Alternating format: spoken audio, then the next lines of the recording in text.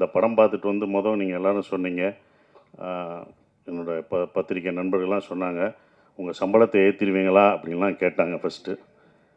கண்டிப்பாக முதல் கண்டிஷன் சம்பளம் ஏறாது, அதே சம்பளம் தான், அதை உறுதியளிக்கிறேன். ஏன்னா இந்த பட்ஜெட்டில் இப்படி தான் எடுக்கணும். சம்பளம் ஒவ்வொருத்தவங்க சம்பளம் ஏற்றும் போது அடுத்த இது பண்ணும்போது அந்த பட்ஜெட் ரொம்ப ஜாஸ்தியாகும். இதை விட உங்களுக்கு தெரியும் மார்க்கெட்டில் ரொம்ப கம்மியாகும் அப்படின்ற ஒரு விஷயங்கள்லாம் தெரியும் சம்பளத்தில் ஏற்றலை. இன்னும் ரொம்ப சந்தோஷம் என்னென்னா, எனக்கு பல ஆண்டுகளுக்கு அப்புறம் இவ்வளோ பெரிய வெற்றி கிடச்சிருக்கு. அதுதான் ஒன்று, இவ்வளோ பெரிய வெற்றி கிடச்சிருக்கு, பெரிய வெற்றி. இது என்னோடய வெற்றியாக நான் நினைக்கல. இந்த படம் வெற்றியை ஒரு சசிகுமார் ஜெயிச்சுட்டான், ஒரு $1 மில்லியன் ஜெயிச்சிருச்சு அப்படின்னு நினைக்காதீங்க. புது இயக்குநர்களுக்கு சான்ஸ் கொடுக்கலாம். இனிமேல் எல்லாம் புது இயக்குநர்கள், தோல்வி அடைஞ்ச இயக்குநர்களுக்கு நம்பிக்கை கொடுத்துருக்கு. இந்த படம் நம்பிக்கை தான் கொடுத்துருக்கு. நாங்களாம் உங்களுக்கு நம்பிக்கை தான் கொடுத்துருக்கோம். பொறுமையாக காத்துக்கிட்டு அதுக்கான இதில் இருந்தால் கண்டிப்பாக நமக்கு வெற்றி கிடைக்கும். இன்னொன்று, நம்ம தோல்வியை ஒத்துக்கணும். நான் தோல்வி அடைஞ்சிருக்கேன், என் தோல்வியை ஒவ்வொரு தடவையும் நான் ஒத்துக்கிட்டேன். இந்த படம் முதல் நாள் கலெக்ஷன் என்ன உங்கள் எல்லாருக்கும் தெரியுமா? இந்த படம் முதல் டே வியாழக்கிழமை போட்டப்போ இதோட முதல் கலெக்ஷன் என்னென்ன மீனாட்சி என்ன சொல்லுங்கள்? ₹2 வருமா, ₹2.25 வருமா? வந்துருச்சா? உண்மையை பேசுவோம். இதுக்கு போய் நடிகர்கள்ட்ட உண்மையை சொல்லுங்கள். எவ்வளோ ஓடி இருக்குன்னு சொல்லுங்கள். ஏன் மறைக்காதீங்க.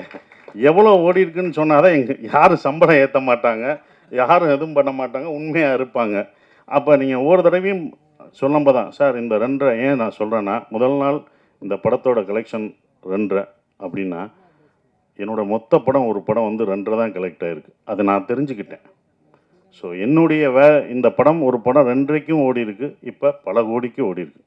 இதோட இது உங்களுக்கு தெரியும். இது பெரிய ஹையஸ்ட், என்னுடைய ஹையஸ்ட் இது குட்டிப்புலி தான். சுந்தரபாண்டியனும் குட்டிப்புலி தான். அந்த குட்டிப்புலியும் சுந்தரபாண்டியனும் ஹையஸ்ட் கலெக்ஷனை இந்த டூரிஸ்ட் ஃபேமிலி அடிச்சிருக்கு. அது ரொம்ப சந்தோஷமாக இருக்குது.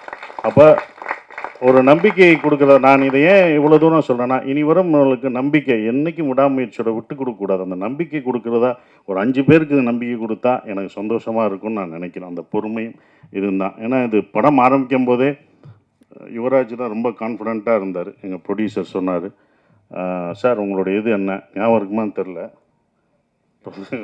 இது எவ்வளோ போகும்ட்டு. சார் உங்கள் இதை கண்டிப்பாக இந்த படம் மேலே என்னோட நம்பிக்கை வச்சது இந்த ப்ரொடியூசர்ஸ் 2 பேரும் தான். அவங்க தான் இது மேலே ரொம்ப நம்பிக்கை வச்சாங்க. சார் இது நல்லா வரும் சார்.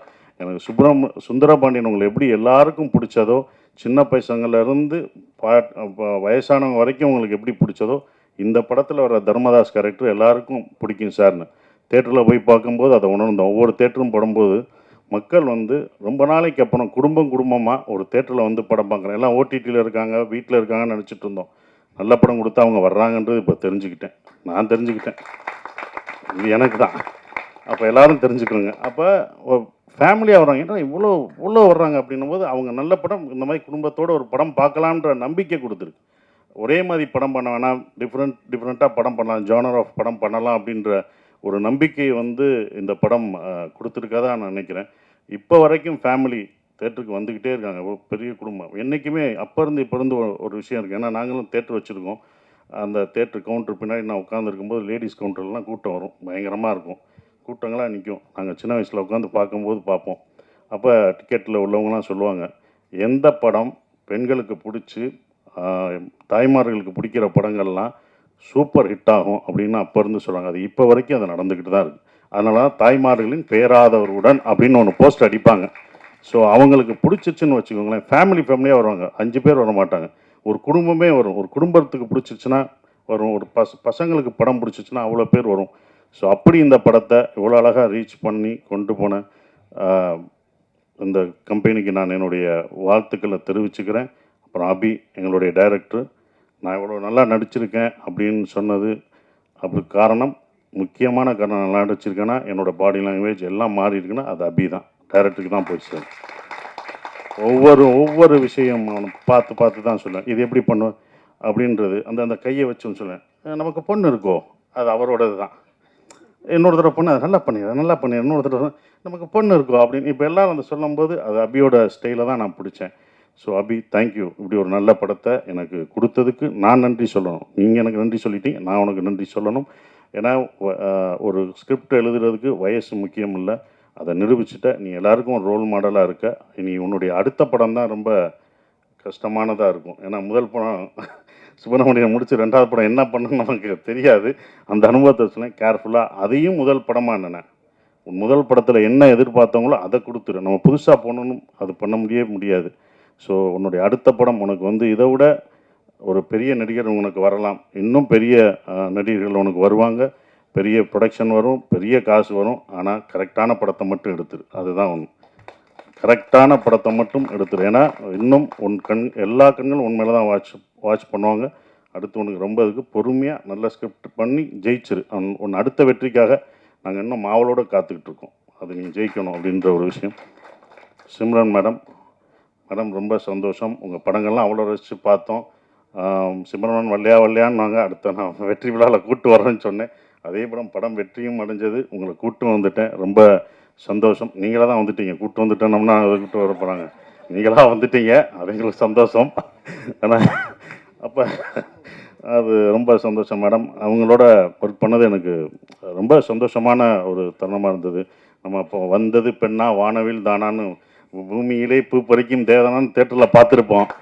துள்ளாத மனம் துள்ளில் அவங்கள அப்படி ரசித்து பார்த்துருப்போம். அவங்க நம்ம செட்டுக்கு வர்றதே எங்களுக்கு எப்படி இருக்குன்னு பார்த்துக்கோங்க, அந்த மாதிரி தான்.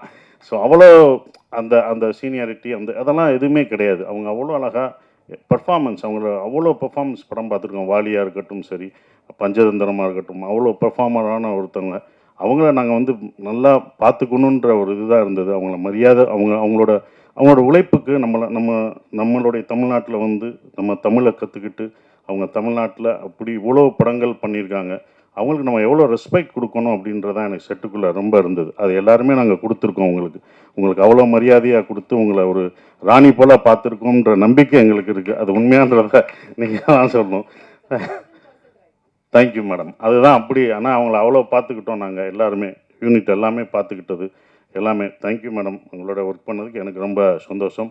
சூப்பர் ஸ்டார் கமலேஷ், நான் அப்பயே சொன்னேன், லிட்டில் சூப்பர் ஸ்டார். அவர் ரொம்ப சின்ன பையன், லிட்டில் சூப்பர் ஸ்டார் மாதிரி அழகாக சின்ன பையனாக இருந்தாலும் நான் அப்பயே சொன்னேன், அவன் வந்து காமெடியில் இந்த படத்தில் ஃபுல் காமெடி அவன் தான் பண்ணுவான் அப்படின்னு சொன்னேன். ஸோ அந்த என்டர்டெயின்மெண்ட் எங்கே போனாலும் கமலேஷை கேட்டுட்ருக்காங்க. இந்த மாதிரி படம் உனக்கு இன்னொன்று கிடைக்குமான்னு தெரில, சூப்பராக பண்ணிட்டீங்க. அப்புறம் யோகலட்சுமி, சௌந்தர்யா, இவங்கெல்லாம் நடித்தது ரொம்ப சந்தோஷம். ஸ்ரீஜாமா வரல, அவங்க பொண்ணு வந்திருக்காங்க, அவங்களுக்கும் என்னுடைய வாழ்த்துக்களை தெரிவிச்சுக்கிறேன். பாஸ்கர் சார், குமரவேல் சார், எல்லாருமே பக்ஸ் எல்லாம் பிரமாதமாக நடிச்சிருந்தாங்க. எல்லா கேரக்டரும் இருந்தது. எல்லாம் என்கிட்ட கேட்கும்போது வந்து ஒரே ஒரு கேள்வி தான் கேட்டாங்க, எப்படி சார் நீங்கள் ஹீரோ நடிக்கிறீங்க, இத்தனை பேர் இவ்வளோ கேரக்டர் நடிக்க விட்றீங்க, இவ்வளோ பேர் நல்லா நடிச்சிருக்காங்க, இவ்வளோ பேருக்கு ஸ்பேஸ் தர்றீங்க அப்படின்னாங்க. முதல் காரணம் நான் டைரக்டராக இருந்தேன், அதனால் அது டைரக்டர் பாயிண்ட் ஆஃப் வியூவில் பார்த்தேன். நான் ஒரு நடிகராக இருந்தால் கொடுத்துருப்பேனான்னு தெரில. 2வது பாயிண்ட்டு, இந்த கதையில் வந்து தர்மதாஸ் அம்மாவாக இருந்தான். அந்த அம்மா தான் எல்லாருக்கும் சோறு ஊட்டி விடுற மாதிரி, இந்தா நீ சாப்பிடுன்னு எல்லாருக்கும் கொடுத்துட்டு கடைசி நான் சாப்பிட்டுக்கிட்டேன். அதனால தான் எனக்கு அவங்க சாப்பிட்டது போக எனக்கு அது கடைசி எனக்கு பேர் கிடச்சிது. அது இவங்கெல்லாம் அதெல்லாம் தூண் மாதிரி பிடிச்சி நின்னாங்க. ஸோ அவங்க எல்லாருக்கும் நன்றியை தெரிவிச்சுக்கிறேன். இந்த படம் எனக்கு வந்து கொடுத்தது வந்தது சந்தோஷ், திங்க் மியூசிக் சந்தோஷம், சரவணம், இரா சரவணம்னு சொன்னாங்க. ஸோ அதுக்கு அவருக்கு சந்தோஷத்துக்கு நான் நன்றியை தெரிவிச்சுக்கிறேன். ஒவ்வொரு விஷயத்துக்கும் அவங்க வருவாங்க. எங்களோட சுப்பிரமணிய படத்துலேருந்து ட்ராவல் பண்ணுறாரு. ஸோ இப்படி ஒரு படத்தை கொடுத்து தேங்க்யூ சந்தோஷ். அப்புறம் எடிட்டர் எல்லாருக்கும் என்னோடய காஸ்டியூம் நல்லா பண்ணமா, அந்த தர்மதாஸ் காஸ்டியூம் நல்லா இருந்துச்சு. என்னடா கட்டம் பட்டது, என்னடா கிரே கலராக கொடுக்குறாங்க நாங்கள். அப்போ அதுக்கு ஒரு காரணம் சொன்னாப்புல, சார் கிரே நீங்கள் வேலை கிடைக்கிற வரைக்கும் கிரே போடுவீங்க, அதுக்கப்புறம் வேலை கிடைச்சோன்னே வேறு மாறுவீங்கன்னு சொன்னீங்க. அந்த போஸ்டரே அந்த காஸ்டியூமே உங்களுக்கு ரொம்ப அந்த டிசைன்ஸ் ரொம்ப பிடிச்சது. நான் ஆரம்பத்திலே சொன்னேன், இந்த படம் வந்து உலகத் தமிழர்கள் மட்டும் இல்லை, உலக லெவலில் இந்த படம் பெரிய வெற்றி அடையும்னு நான் சொன்னேன். கண்டிப்பாக உலகத்தில் எல்லா பேரும் அவ்வளோ ரசித்து பார்க்குறாங்க. அந்த ஈழத்தமிழ் பேசின விஷயத்த அண்ணா அப்படின்னு அவ்வளோ இது பண்ணுறாங்க. நீங்கள் எப்போ நான் எங்கள் ஊருக்கு வருவீங்க எல்லாம்னு கேட்டுட்ருக்காங்க. அபி, இது யாருக்கும் கிடைக்காத ஒன்று கிடச்சிருக்கு. இனி உங்களை அப்படி கொண்டாடுவாங்க வெளிநாடு போனால். நம்ம ஊரில் நம்ம மக்கள் எப்போதும் கொண்டாடுவாங்க, ஆனால் வெளிநாட்டில் அவங்க இன்னும் உன்னையும் எல்லாரும் இந்த டீமில் இந்த படத்தில் நடித்தவங்க எல்லாத்தையும் அவ்வளோ ரசித்து கொண்டாடுவாங்கன்ற நம்பிக்கை எனக்கு இருக்குது. ஏன்னா வெளிநாடுகளில் இந்த படம் அவ்வளோ வெற்றி அடைஞ்சிருக்கு, ஹையஸ்ட்டாக போயிட்டுருக்குன்றாங்க, பல தேட்டர்களில் போயிட்டுருக்குன்றாங்க. ஸோ அது ரொம்ப சந்தோஷத்தை கொடுக்குது. மறக்க முடியாத ஒரு விஷயமா இருக்குது. எல்லாருக்கும் நான் நன்றி சொல்லிட்டேன். ஷான், நாங்கள் 2 பேரும் நிறைய தடவை ட்ராவல் பண்ணியிருக்கோம். அதுவும் இந்த ப்ரமோஷனில் தான் ரொம்ப பழக்கம் அடைஞ்சது. அப்புறம் எங்களுடைய எழுத்தாளர், கவிஞர், மறக்கவே முடியாது மோகன்ராஜ், முதல் படத்தில் இது பண்ணுறது இப்போ வரைக்கும் ட்ராவல் பண்ணது மறக்கவே முடியாது. ஸோ எல்லாருக்கும் நன்றியை தெரிவிச்சுக்கிறேன். அப்புறம் விஜய், அவங்கெல்லாம் வந்து ப்ரொமோஷன், இதில் வந்து ப்ரொடக்ஷனில் ரொம்ப சொல்கிறது ப்ரொமோஷன் தான். அவ்வளோ இது பண்ணிட்டாங்க தம்பி. ப்ரொமோஷன்லாம் ரொம்ப அழகாக சிறப்பாக என்ன பண்ணணும் அப்படின்னு அதுக்கே தனியாக அவங்க செலவழிச்சாங்க. அதெல்லாம் நான் கற்றுக்கிட்டேன். ஒரு படத்தை வந்து எடுக்கிறது பெருசு இல்லை, அதை கொண்டு போய் மக்கள்கிட்ட சேர்க்குறது தான் ரொம்ப முக்கியமான விஷயம். அதை அவ்வளோ அழகாக சேர்த்தாங்க. விஜயும் வெங்கட்டும் அதுக்கு முக்கிய ஒரு விஷயமாக இருந்து அதை கொண்டு போனாங்க. ஹரீஷன், ஹரீஷன் இருக்கார், அவர் வந்து எல்லாத்தையும் எங்களை சேர்க்குறது ரொம்ப கஷ்டம். இவங்கெல்லாம் டேட் வாங்கி இவங்கெல்லாம் ஒன்று இணைச்சி அந்த ஒரு நாள் கொண்டு வர்றது ரொம்ப சந்தோஷமாக இருந்தது. அதுக்கு நன்றியை தெரிவிச்சுக்கிறேன். குறிப்பாக மறுபடியும் நம்ம யுவராஜுக்கு சொல்கிற ஒரே ஒரு விஷயம், ரொம்ப நன்றி. ஏன் சொல்கிறேன்னா, இந்த பட்ஜெட்டாக இது இந்த படம் எடுக்கல, அவங்க 2 படம் எடுத்திருக்காங்க. 2 படத்தோட இந்த படத்தோட பட்ஜெட் ஜாஸ்தி தான். நானே சொல்லுவேன், வேணாம் இவ்வளோ போகாதீங்க அப்படின்னு நான் சொல்லுவேன். அவங்களோட சண்டைலாம் போட்டிருக்கேன், வேணாம் என்னை வச்சு மினிமம் பட்ஜெட்டில் எடுங்க, இவ்வளோ போகாதீங்க அப்படின்வேன். அது அவருக்கும் சொல்லியிருக்காங்க, இவரை வச்சு ஏன் எடுக்கிறீங்க, இது போகுமா என்னன்னு பார்த்துக்கோங்கன்னு அவருக்கும் சொல்லியிருக்காங்க. அவர் என் மேலே நம்பிக்கை வச்சுருந்தார்.